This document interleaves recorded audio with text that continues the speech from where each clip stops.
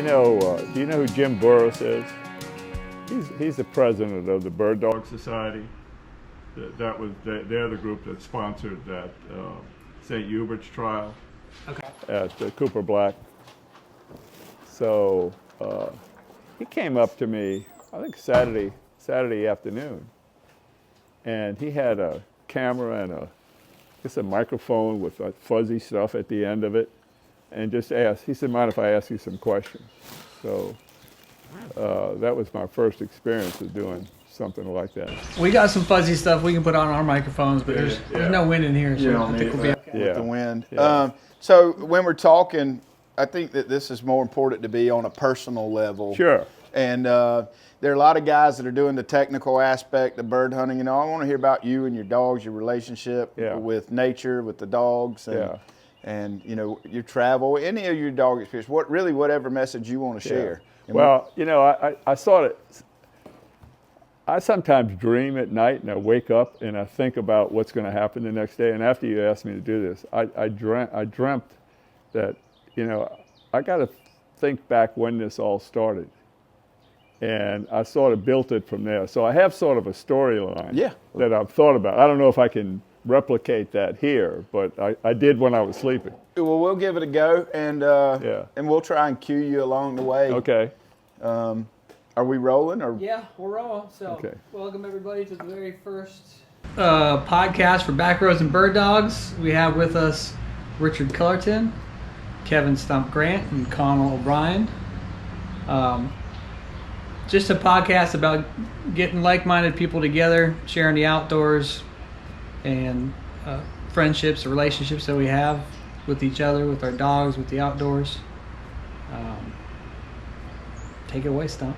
Yeah, I mean, that's the message, is the Backroads and Bird Dogs, where they carry you and the people you meet along the way. Yeah. And when we started discussing who would be our first guest, I'm like, well, it's got to be Richard. You epitomize the whole storyline that we want to talk about.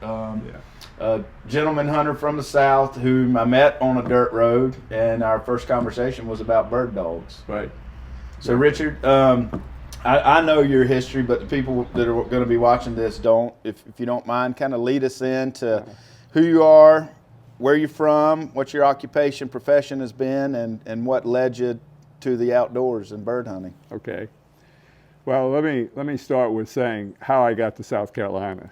I'm a Louisiana boy, proud LSU graduate, and many years ago, maybe 12, 15 years ago, my wife's 3 younger brothers had their small families, and we stayed up at Cherry Grove, South Carolina, just north of Myrtle Beach. And we were getting near retirement, so we were looking for a place to retire. And a friend of mine had driven through this area, and he said, "Hey, this Pawleys Island is kind of a nice spot. You ought to check it out." So it was a summer afternoon, and it's about 3 or 4 o'clock in the afternoon. I drove down, and we saw this sign that said Hagley Landing. I said, "That's got to be a boat landing. Let's go down there." So we drove down there.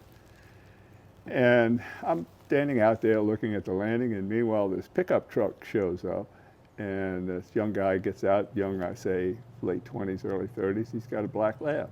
He goes up to the boat lamp, and he throws a retrieving dummy to the left, retrieving dummy to the right, sends him after the second throw, brings him back, and then sends him after what we call the memory bird. The dog had to remember where that first bird was, and he went and got it. I said, "This guy's got to be a duck hunter. I need to talk to him." So I went over and started talking to him. And I said, I look across the river and I see those rice fields and those cypress trees, and it reminds me of South Louisiana where I grew up. We had rice fields there also. And he says, "Yeah," he says, "this is similar. It's a really nice place." I said, "Well, we're thinking of retiring. What's it like retiring down here and buying property?"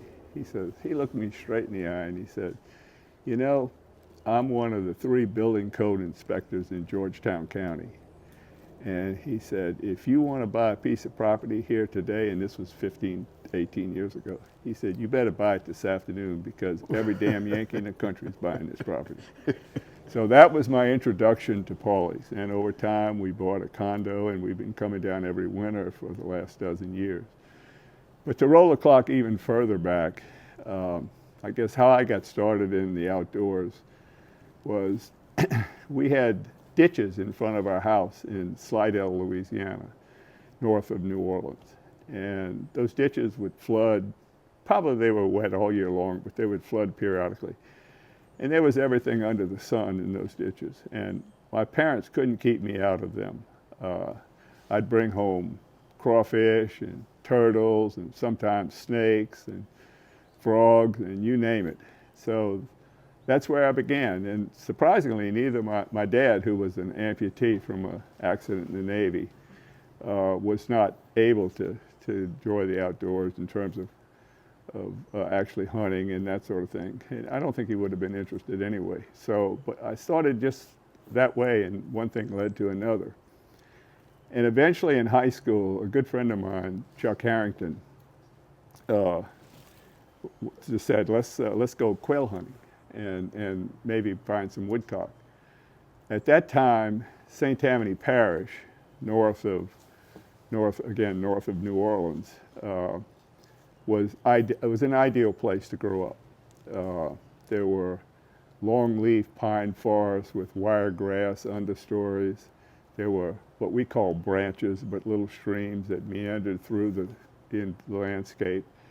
And you could take a dog and go out and find woodcock, and you could find quail. Unfortunately, today, I hate to say it, but 70 years later, we started doing that in the fall of 1955 when we were freshmen in high school. And this fall, that'll be exactly 70 years later. There are hardly any places to hunt there. After Katrina, thousands of people from New Orleans moved into north of St. Tammany Parish. And it's just shopping centers and parking lots and subdivisions. And it's unfortunately not the same place I grew up in. But anyway, Chuck was very fortunate to have a father who was different than most of the fathers that we grew up with, in that he was a fly fisherman. And there weren't a lot of fly fishermen in that part of Louisiana at that time. And more importantly, he was a split bamboo fly fisherman.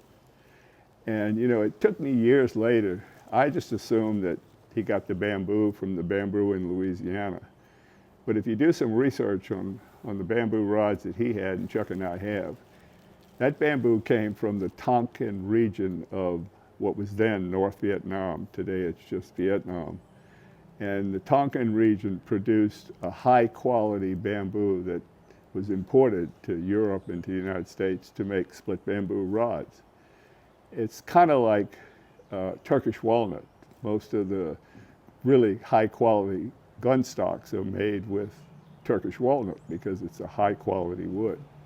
So anyway, Chuck's dad, Mr. Harrington, was a fly fisherman at that time. And he also was a double gun guy. He shot 16 gauge side by sides. And that sort of introduced us to the world of 16s, which were prevalent in the 50s, but then slowly eroded and kind of went away. And fortunately, they're starting to come back today. But the most important thing that Mr. Harrington had was Llewellyn Setters. And we were able to take advantage of that and go out with his pair of Llewellyn Setters. And what was neat was these guys would immediately go to the branch areas where the woodcock would be found. And we would rotate, we put bells on them. In those years, our hearing was a lot better than it is today, and we could hear the bells, maybe even as much as 100 yards away. But when it stopped, we knew they were on point, and we would go in and we would rotate. I would go in once in the thick cover and flush the bird, and Chuck would stay out and maybe shoot. And then the next time they pointed, we would reverse. I'd stay up and he'd go in. And we did that through high school and college. And it was quite an experience, and it left an impression of the importance of hunting with bird dogs, and particularly hunting woodcock. It introduced us to what is termed today, we didn't know the term then, the little russet fellow. So we did that through high school and then through college, and of course we went different ways after that. But what was interesting, about 20 years later in 1983, we came back and a group of our high school buddies got together. Chuck had carried on his dad's Llewellyn tradition, and so we grabbed a couple of Llewellyns and we hunted where we could find places to hunt. It wasn't as good as when we were in high school, but it was still good. And the big development hadn't yet occurred. And as we were coming back and cleaning a batch of woodcock that we took that day, one of them had a band. And since I was the most vocal, I grabbed the band and said, I'm going to send it in. Nobody tried to wrest it away, so I did. And I just looked at the paper on that before I came here today, and the woodcock was banded in Manton, Michigan, which is in the south central part of Michigan, in May of 1983, and we took it in January of 1984. It was a little less than 8 months old. And that's the first and only band of a woodcock that I have found in all the years that I'm hunting, and that's over 70 years. And they're still banding them, and most of the banding is occurring in the northern central states, Wisconsin, Michigan, Pennsylvania, those places, and maybe even a little bit of northern Ohio. But there's probably less need for banding today as there was then, because that was the only opportunity to kind of find out where woodcock go.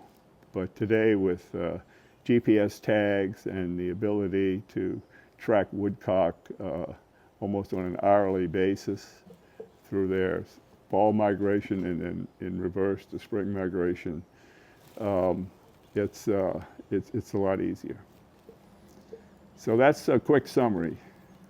So which year did you say it was when you guys started hunting? Did you say 55? 55. 55. Yeah. So that's 75 years. This fall will be 70 years, years exactly. 70 years of woodcock hunting, Yeah, and you started with Llewellyns and double barrel 16 gauges. Yeah. And bamboo fly rods. That's Yeah. a pretty high-end start. I don't think you'd hear that story from a lot of Cajun kids. Yeah, unfortunately, I'd love to claim a Cajun. There are a lot of them down there. Our family isn't one of them, but that's a unique group of folks, and they're definitely great to know. Great not to know if you get on the wrong side of them also. Sure. A lot of personality down Yeah, there in Louisiana, and a lot of opportunities for sportsmen. You mentioned you witnessed habitat loss as early as the 70s Right. down there, and now you say that it's all been gone. That's an issue that we face here in South Carolina, where you and I hunt these birds now. Yeah. You played a big role with me in your conservation philosophy and your mannerisms, being a gentleman hunter, which I consider you, and you shared with me about not shooting so many of the woodcock that you were using them for training your pointing dogs. At this point in time, I was hunting flushers, which the training curve is a lot different for flushers. Absolutely. If they make a bird fly, I get to shoot at it. Right. As I started with pointers, well, your philosophy collided with what I had to do with training my dogs if I wanted them steady. Right. So it was easier for me to not pull the trigger and let my young dogs develop after talking to you and hearing about your voluntary restraint for dog work. Right. And it helped me make better dogs. I think it made me enjoy my hunts more. And then I also realized in the process of that you could find these birds over and over again in the same haunts. And I think annually that these birds come back to a specific location. And not what I think, but you mentioned the telemetry of it and the banding. I know this is a long question, but the Rough Grouse Society has just hired a new girl to help with woodcock research here in South Carolina. Right. And I'm interested to see, because I know that late season here, our birds are showing breeding behavior. Yeah. You see the males displaying, and so I'm interested in that, and also our snow event and how you think that affected our woodcock here this year. Well, let me go back to the breeding behavior. We had a first time that we were able to detect it in an unfortunate incident last season. three of my good friends from the Shenandoah Valley of Virginia come down every year. One brings a trailer, the other two now, they used to bring trailers. They rent condos at True Blue. And two of them bring down Wieslers, and one brings a pair of German wire-haired pointer griffons. And I have over the years showed them a few of the hot spots. They're sworn to secrecy, of course, and they still shoot. I don't shoot anymore, but they don't take a lot. For instance, I send their wings in for them. That's not quite totally the way you're supposed to do it, but I act as if I'm the one who took the wings. I think it's just important that the information they get the information in. Sure. And we sent 6 wings in this year. And this year was better than most because 2 of them were actually males. And in the past, most of them, last year we sent 6 wings and 6 of them were males. And so over the years, I've done some research, and I look back a decade ago, I wanted to talk to Michael Hook at the first American Woodcock Society meeting at Mount Pleasant, and I did share with him some of my experience. And you know, I sent in over a bunch of wings over those 10 years, and something like 80% of them, most of them were taken in the Francis Marion National Park. 80% were females, which really bothers me because this bird, unfortunately, has been and continues to decline along the Atlantic Flyway. I think the Fish and Wildlife Service estimates maybe 2% a year since they've been taking records which go back to the 60s. So that's not a good trend. No. But what I wanted to mention, you talked about breeding habitat in South Carolina. Homer Mobley, one of the guys that has the griffons, last fall in Weetee National Forest, or State Forest, I should say, harvested 2 birds on the last day of the season. And he's an old chicken farmer, or had been, and he cleans them and he determines whether they're male or female by whether they have an egg sac in them or not. And he sent me a picture of each bird. One had eggs that were fully formed that probably would have laid in the next couple of days had it lived. The other one had a set of eggs, I think 4 is typical number, that were not yet fully formed, but maybe in another week to 10 days would have laid. So there were 2 laying woodcock hens that unfortunately were taken out of the system. But it's an indicator that there is breeding that occurs in South Carolina. And I wouldn't have guessed that because I would imagine the majority of these birds migrate down here and then migrate back. But some stay, and maybe some stay year round. I believe we do have some stay year round, and I have on video, if I could ever find it, the dogs pointed, and it was in the cane reed, and this was back inland, Darlington County. Mm-hmm. And when I got into the point, there was a male bird and 3 females, and he's displaying. Really? He's in full strut like a gobbler. Just like a gobbler. For these girls, yeah. And gosh, and that was probably mid-January. I don't have the date exactly. Mm-hmm. The photo would show it, or the video would. Mm-hmm.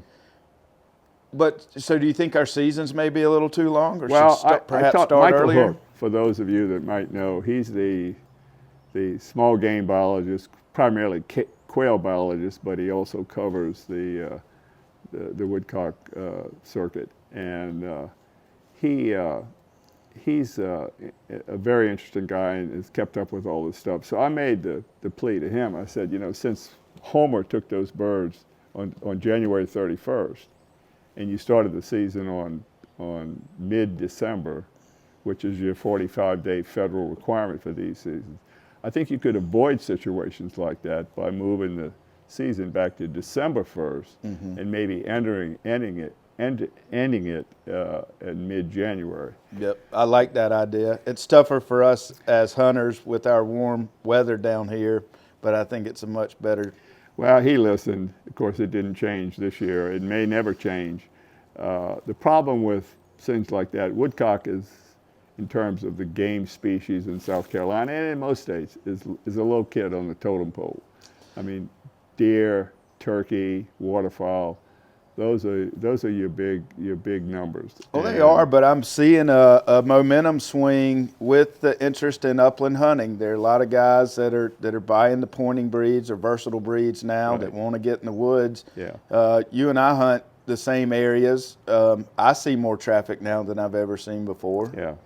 Yeah, that's true. That's true. So I think now it's probably more important than ever that we get some good management practices set and look at limits and try and educate the newer participants to the sport about the bird and teach them some appreciation early on. Yeah. So maybe they don't blow in there with a lot of bloodlust and appreciate it.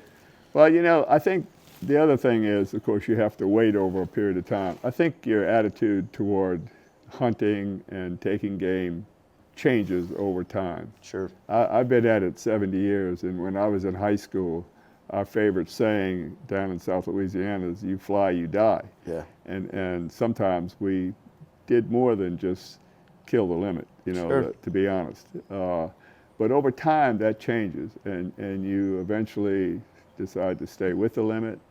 For a long time, before I quit shooting them entirely, I self-limited to 2 birds a hunt. And then, you know, so you really appreciate, when you think about a woodcock, maybe growing up in Canada or some of the northeastern states, in our case, Maine or New Hampshire, and those places, and flying all the way through that gauntlet of hunters from Maine all the way down to South Carolina. And some of these birds go even down as far as Florida. And you think they make it, and then to wind up at the end of the line somewhere in South Carolina, that's part of the system. But as long as it's kept within a reasonable amount of take, I think we'll always have an opportunity to take these birds. But I at this point in life, I just enjoy watching my German Shorthaired Pointers pointing and backing and finding a bird. And as you mentioned earlier, I did some field trialing. So thankfully we have GPS collars. So my big running male, which will go on point 150 at 200 yards away from me, I can find him. And being a gentleman bird, as you have mentioned in previous situations, they'll hold.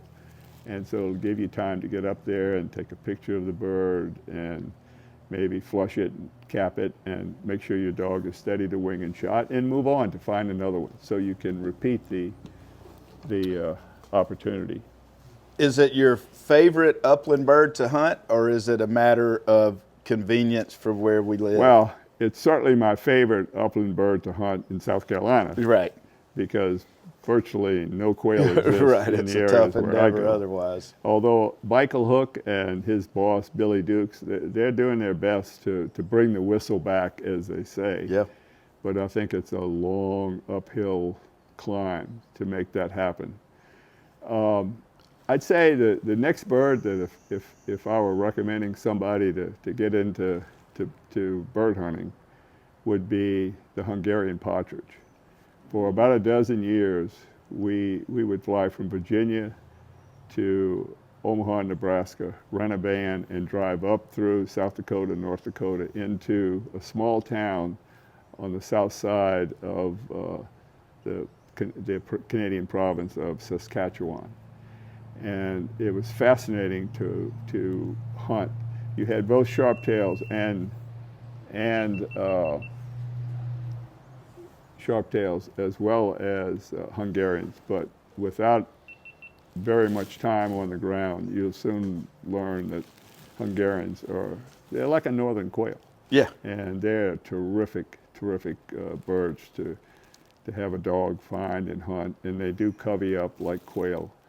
And so I would say that's my second place bird. Unfortunately, there aren't many Huns in No, South you got to put some miles behind you to get the Huns from South Carolina. Yeah. But right now, they're currently my bird of choice. Oh, yeah. For dog work and fun, and you know they handle for the dogs. The sharptails, get out west late season, and all the prairie birds are right educated. Huns still give you a fair shake at things. They do.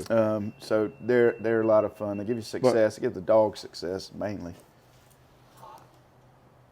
Got too hot? Yeah. Are we off? No. That we can be. Still going? Yeah. Yeah. Well, the other, if I had to rank them, you know, I'd put woodcock first. I'd put Hungarian partridge behind, but right behind that, not too far behind that, are the prairie grouse that we refer to, the sharp-tail and the prairie chickens, and those two are really high on my list. The one that I would rank way down at the bottom is pheasants. I was going to say, it's funny how, so when you start, when for me going west, I think for a lot of young hunters, everybody wants that giant pheasant. Oh, with yeah. all that long plumage and feathers and pomp. Yeah. I mean, he's the deal. And then if you start training dogs and working dogs, the last thing you want to get in is cattails and pheasant cover. That's right. Most older bird hunters are like, nah, pheasants are for flushing dogs, not for pointers. That's true. Springer Spaniels are great, and for that. Yeah, well, I have some friends in South Dakota, Jacobsons, and they run Brittany's on the wings and Springers through the middle. Yeah. And that's a fun game to play if you get dogs coordinated to work together. Yeah. But let's stay on you and your evolution. So Llewellyn's where you start, but you landed on German Shorthairs. What prompted that? Well, you know, I didn't have dogs of my own. I relied on Chuck and his dad's dogs, the Llewellyns. And then after college, I went in the Navy for a few years, and then I went to grad school, and then I got a job, and I started chasing a career, and I met a young lady that decided she wanted to stay with me, and so we got married, and you know, we moved on and on. But eventually we settled down, and we were in Atlanta, and we got our first bird dogs then, a Labrador Retriever and a Brittany Spaniel. Okay.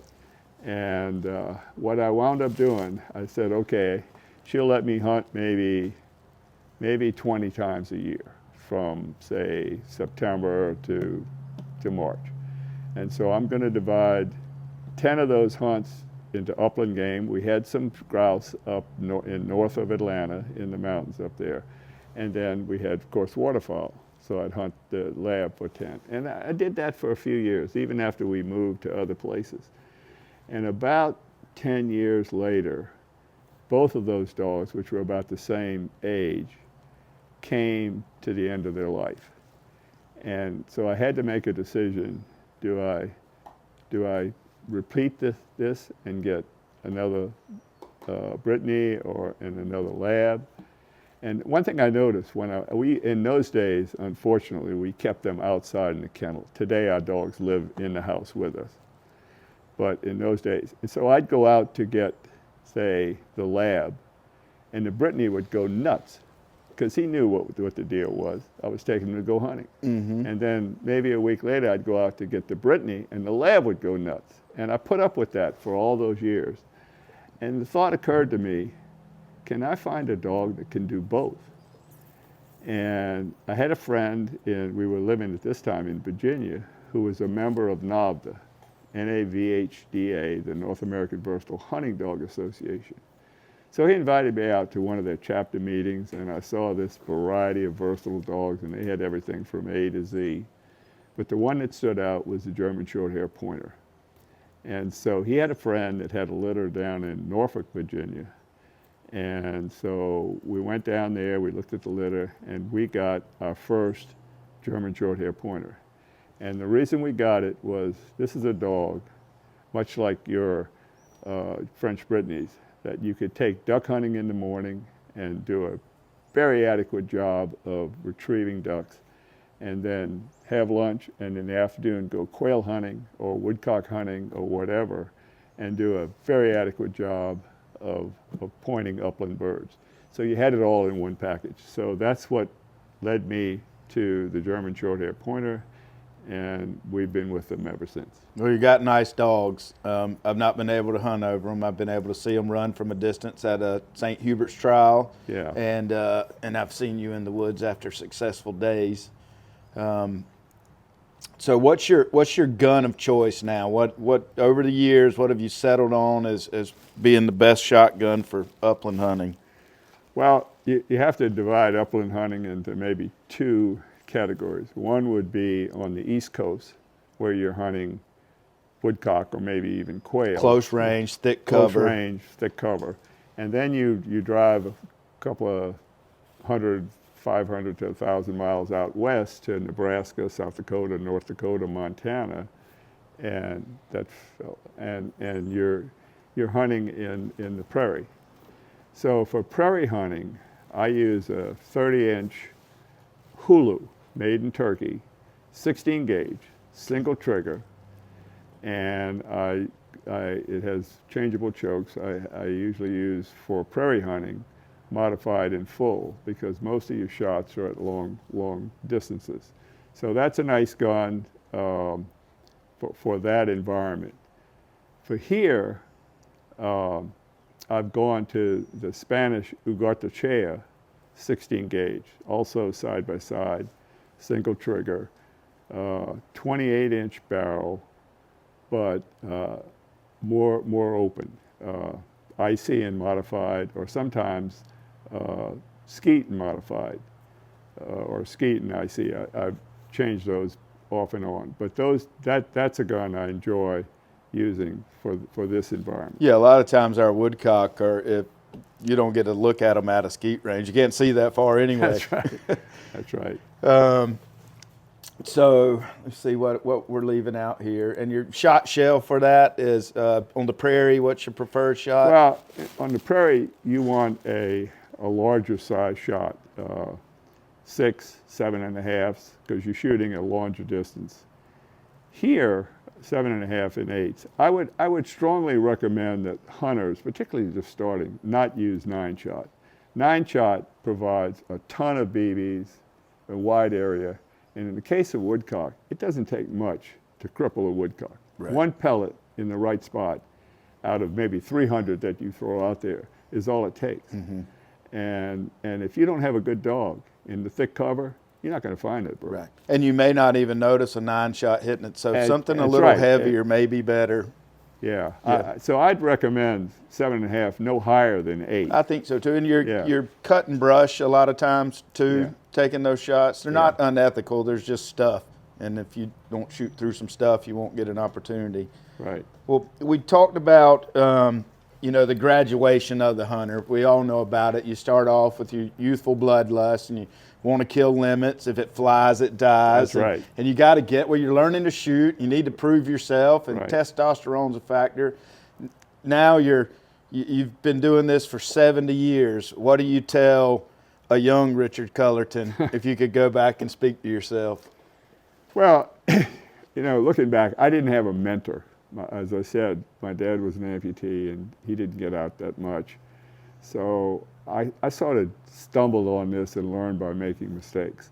And of course, I was with a bunch of young guys that also had the you fly, you die attitude. So it's not a good way to start. I'd recommend that if you're just starting out, start out with a mentor, somebody who has a conservation ethic that shows you that shooting isn't the end result. The end result is going out with your dog, with a good friend, spending a good day in the woods, enjoying the environment, the trees, the weather, the birds you run into.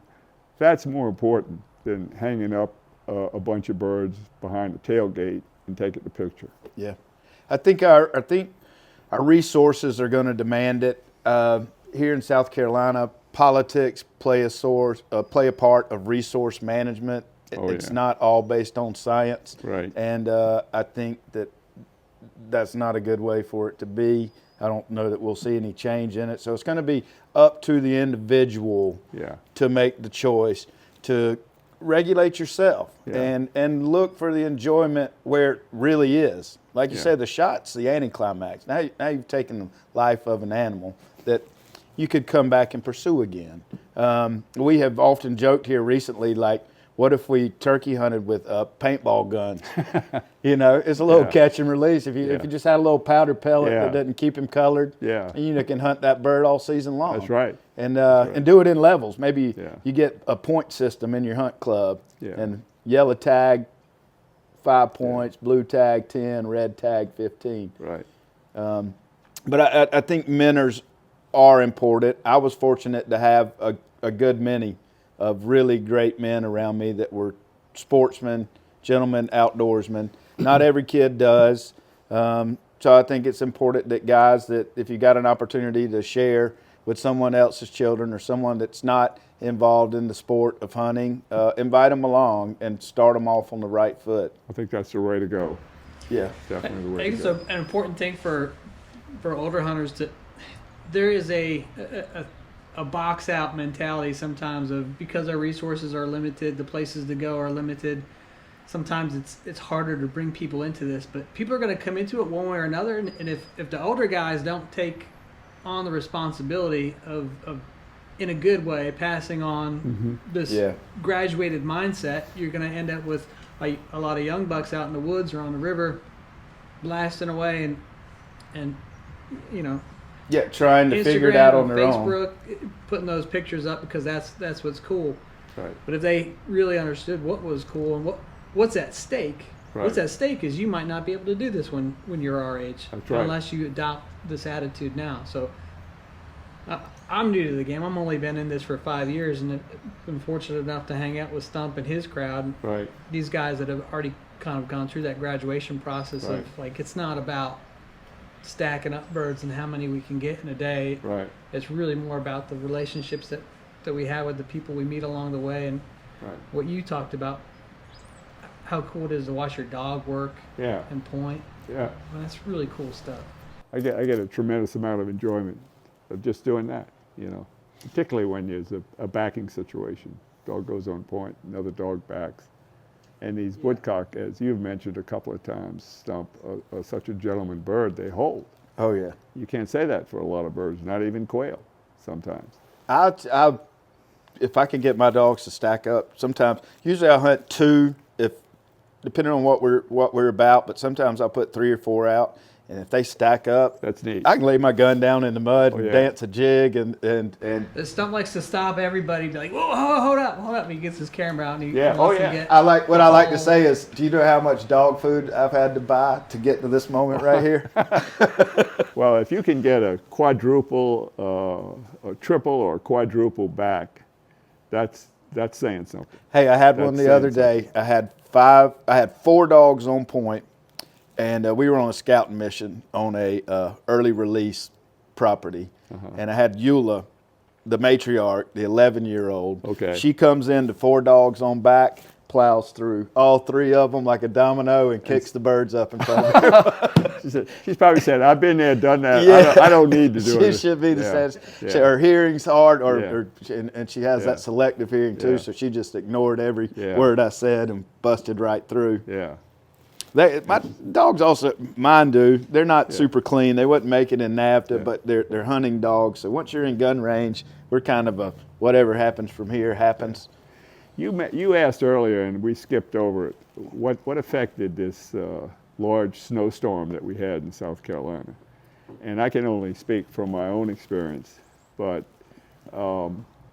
after it snowed so hard, and then the temperature stayed so low that the snow stayed for 4 and 5 days.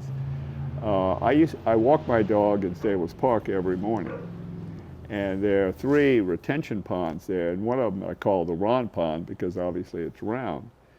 And we're walking around the Ron Pond. There's a disc golf course there, and of course nobody was disc golfing that day because we had 4 to 5 inches of snow on the ground. And I usually turn and go north to the tennis courts. And I was about to turn, and my wife was with me, Muffy, and all of a sudden Kip goes on point.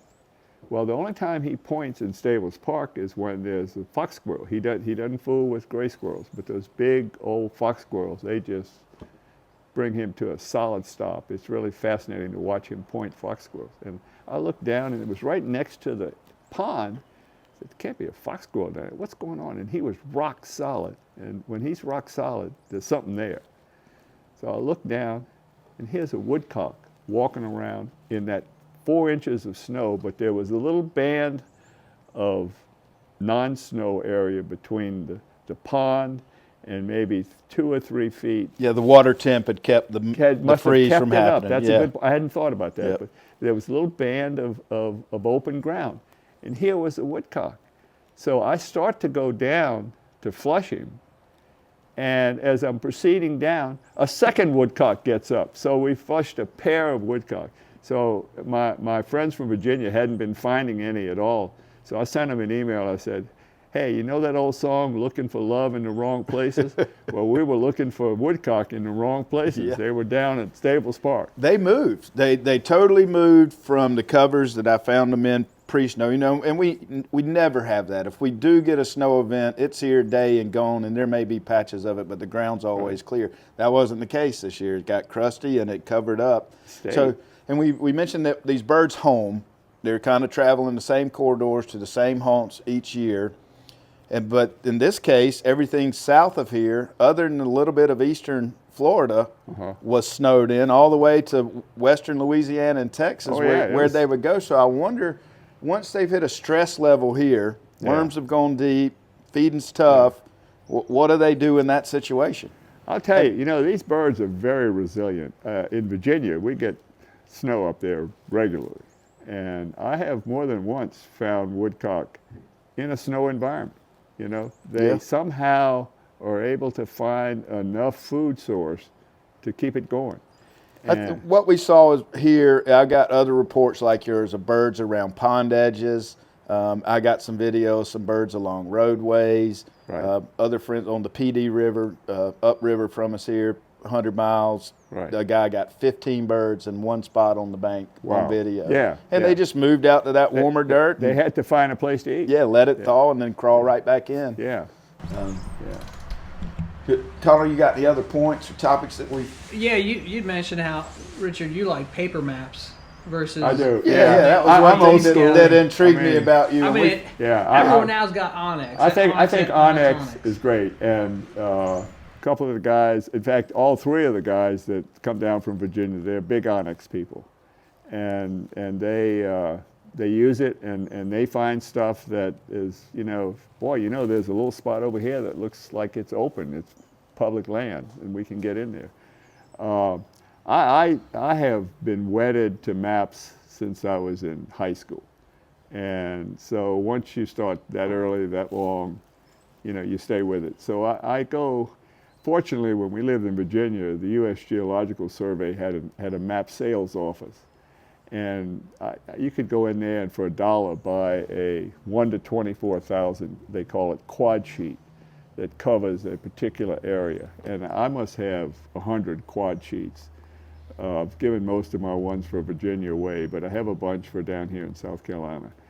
And even though many of these, particularly the ones in Georgetown County, were developed in the 40s during World War II, the original map date was like 1943. Some of them have been what they call photo revised and updated like 30 years later. Some of my later ones are 1973. And so the ones I have may be 30 years old, and there's certain changes that have occurred, but for the most part, in the rural areas, the road systems haven't changed that much. So they're very useful. And I can get right down to where I need to be with one of these USGS quad sheets. Yeah, the Onyxes give it something like Woodbury. There's certain areas in Woodbury where we're going around where, I don't know if they're fire breaks or what, but all the roads weren't on there. On the paper maps that we had downloaded for Michigan in the fall, there were some roads on those that weren't on Onyx when we were out there. So I don't know if they're just older, discontinued roads or.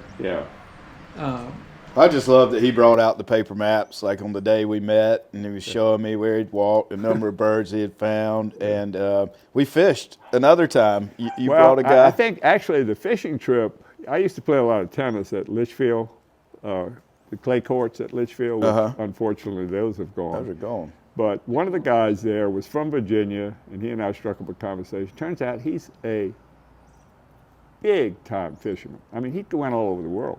He'd go to the South Pacific. He'd go to, South America. I mean, he was all over the world. So he said, let's get a guide and go fish in Rainier Bay. And I said, hey, okay, I'll split the cost with you. So he hired you, and I came along. Okay. And you took us out there, and we caught some big old redfish, as I recall, and striped bass, and the whole thing. It was a great day, and somehow we started talking about bird dogs. I don't think you had one at that point, or you were thinking about I had met, you and I met in the forest before that. Even I knew before you that? when you made it to the fishing Okay. trip. That came later? That came later. Okay. I think you I think so.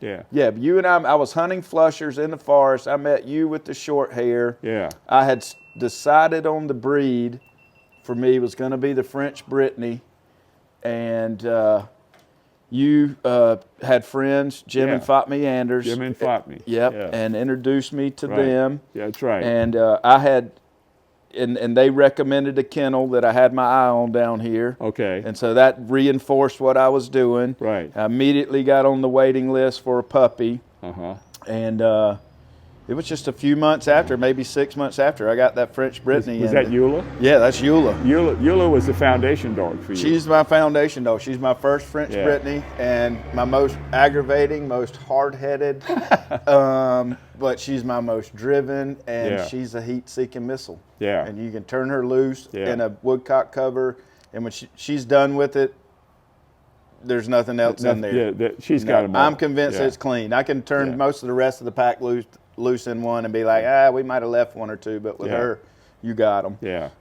She's been a great dog, and she's made us a bunch of great puppies. And so that talk with you that day, it really did. It had a lot of effect on me. We talk about life and how you run into an individual and how you might change a person's life by speaking to them or talking to them. Well, that's a day that truly did have a big effect on my outdoor life. Talking about that in fishing, I sent the video that you all made with Project Upland to two of my Virginia friends. And one of them, Bill Brady, saw the sequence on speckled trout.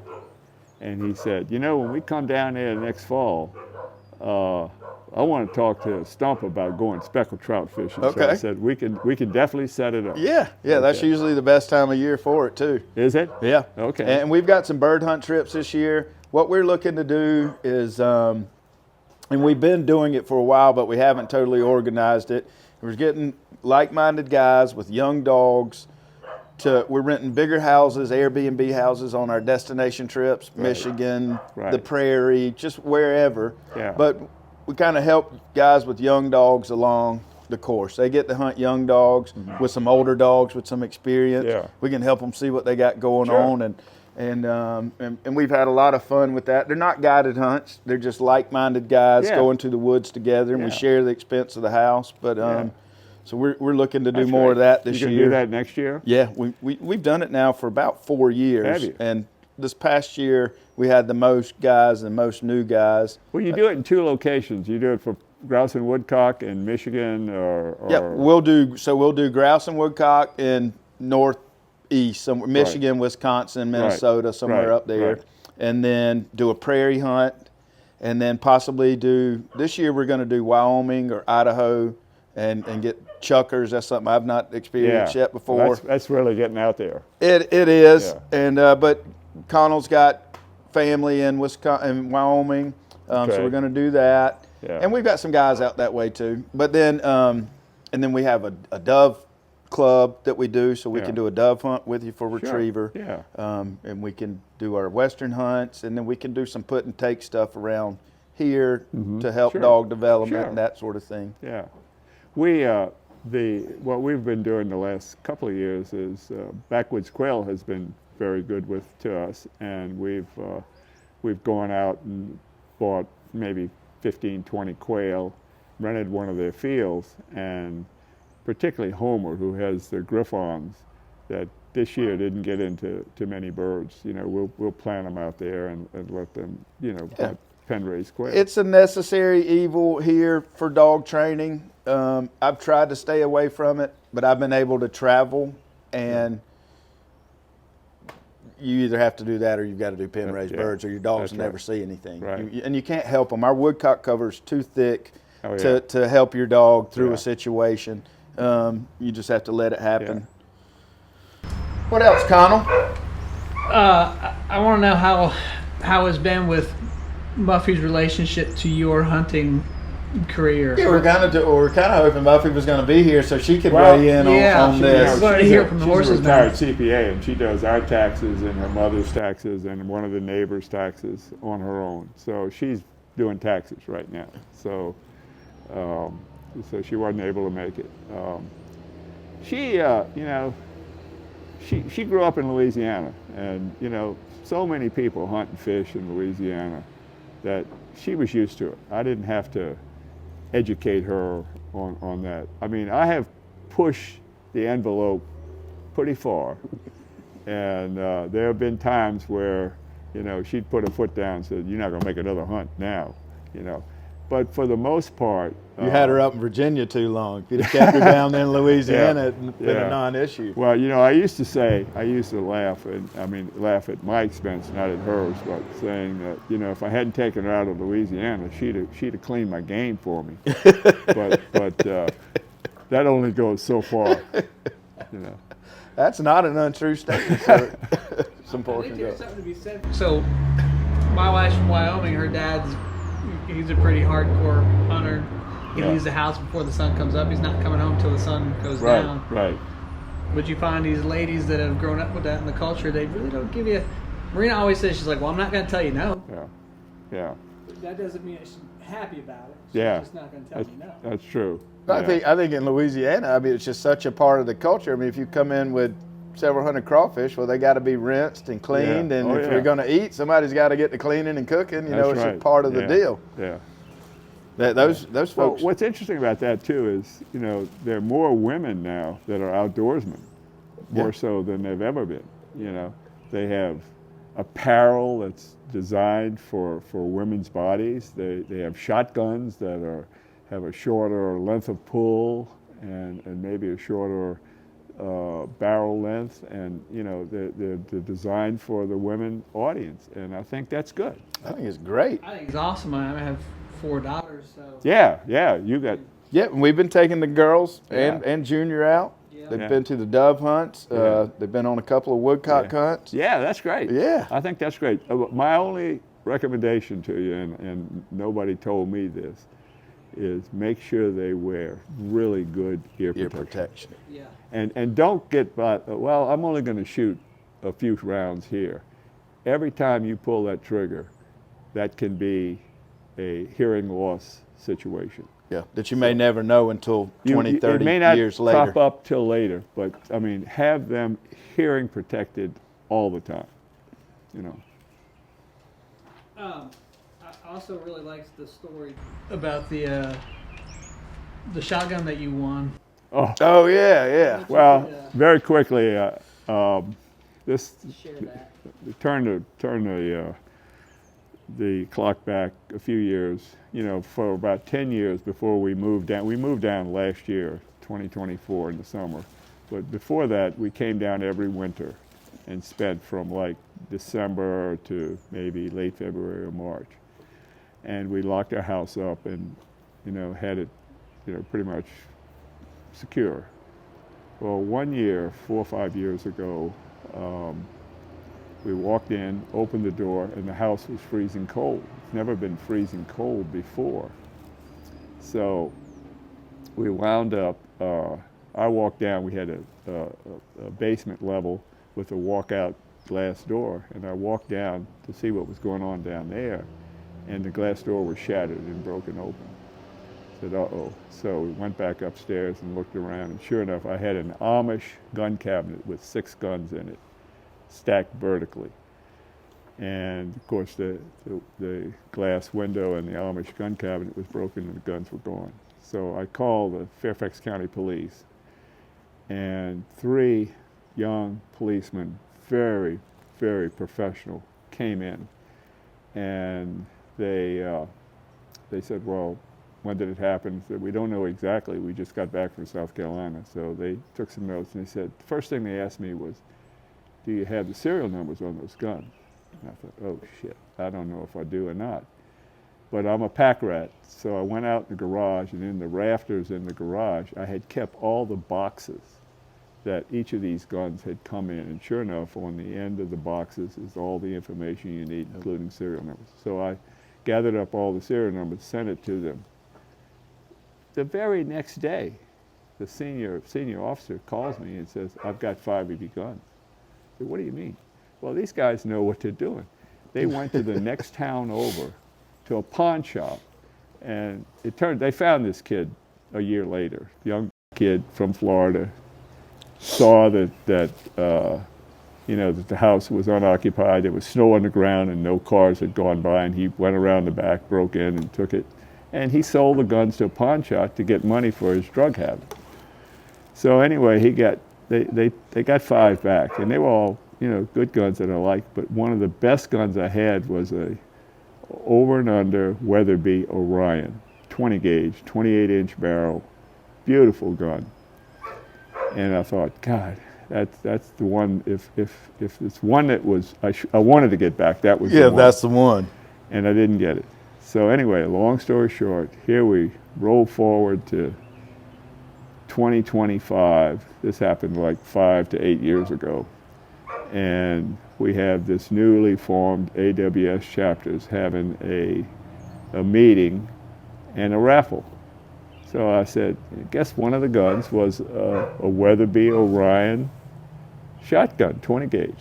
So I bought 5 tickets, $20 a ticket. And I thought, my chances of winning are slim and none. So we went to the Oyster Rose, and we had to leave early, and so we left early, and we're back at Muffy's mother's place. She's staying with her that night, going to Seaweed the next morning. And around 9:30, I get this call from Landon Davis, the new president of the chapter, Low Country chapter, and he says, guess what? You won the Weatherby Orion 20 gauge over and under. And I thought, boy, I tell you, what comes around goes around. Full circle. And got the one you wanted back. That was unbelievable. That is awesome. Yeah. That is awesome. All right, guys. I think that was a good, great deal, Richard. Yeah, man, I really do. I want to tell you thank you for being an influence. Thank you for sharing your story. Yeah. Just appreciate you and Muffy so much. You've been supportive along the way and all that we do, and thanks for participating in this. I enjoyed it. Thank you. Yeah, man. Yeah, good deal. Thanks, Richard. Okay, Kyle. I see this guy every Sunday. I know. He tells me. I get a report. He lines up a whole row of. Yeah, he fills it up. He would make a Baptist grandmother proud son. Let me let Kip out for a minute. Yeah, let him out. Let him clean out. Yeah, send him through. I'm going to go introduce the boys.